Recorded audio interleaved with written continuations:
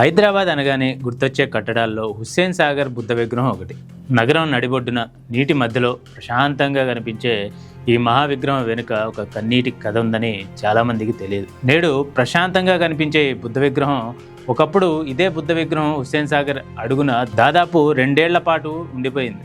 అసలు అంత భారీ విగ్రహం నీటిలోకి ఎలా వెళ్ళింది? అది ప్రమాదమా లేక సాంకేతిక వైఫల్యమా? దాన్ని బయటకు తీయడానికి ఎందుకు 2 ఏళ్లు పట్టింది? పూర్తి కథ ఇప్పుడు చూద్దాం. హైదరాబాద్ చరిత్రలో చిరిగిపోని గుర్తుగా నిలిచిన బుద్ధ విగ్రహం వెనుక ఒక గొప్ప ఆలోచన ఉంది.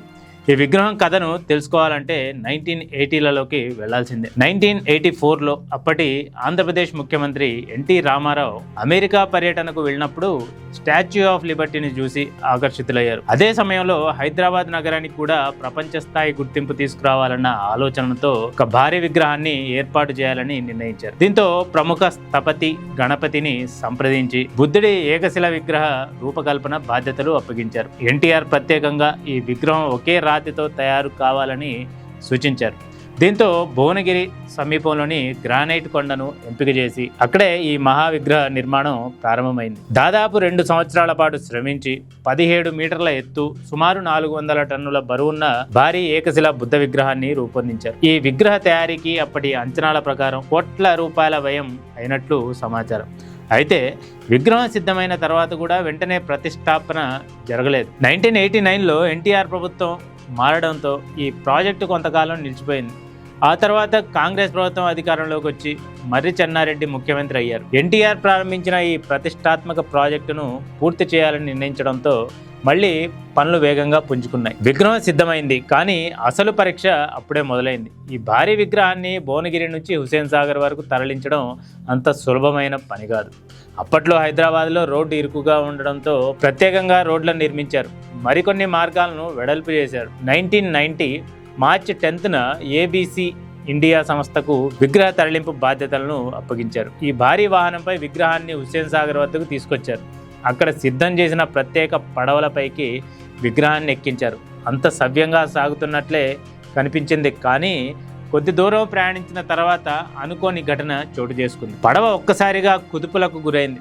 దాదాపు 400 టన్నుల బరువున్న భారీ బుద్ధ విగ్రహం నెమ్మదిగా అదుపు తప్పి నీటిలోకి జారడం ప్రారంభించింది. ఆ సమయంలో విగ్రహం తరలింపు పనుల్లో పలువురు కార్మికులు ప్రాణాలు కూడా కోల్పోయారు. కొన్ని నివేదికల ప్రకారం ఈ ఘటనలో 8 మంది వరకు మృతి చెందినట్లు తెలుస్తోంది. దాదాపు 5 గంటల తర్వాత బుద్ధ విగ్రహం పూర్తిగా హుస్సేన్ సాగర్ అడుగునకు చేరిపోయింది.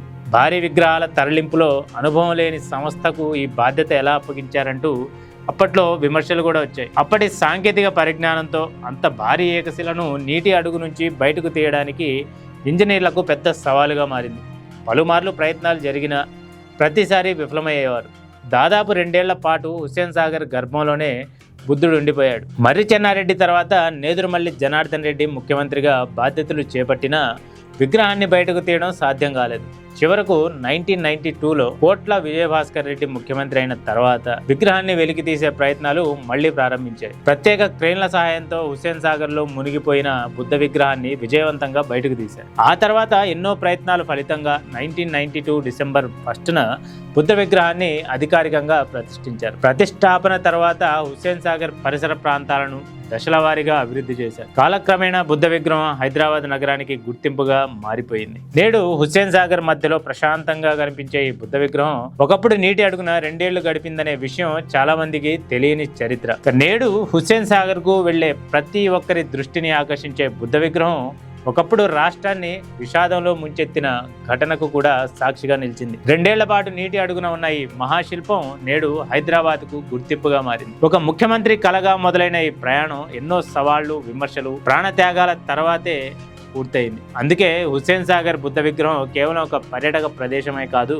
హైదరాబాద్ చరిత్రలో చెరగని అధ్యాయం అని చెప్పొచ్చు. మరి ఇది ఇవాల్టి special story. This is Riyaz signing off.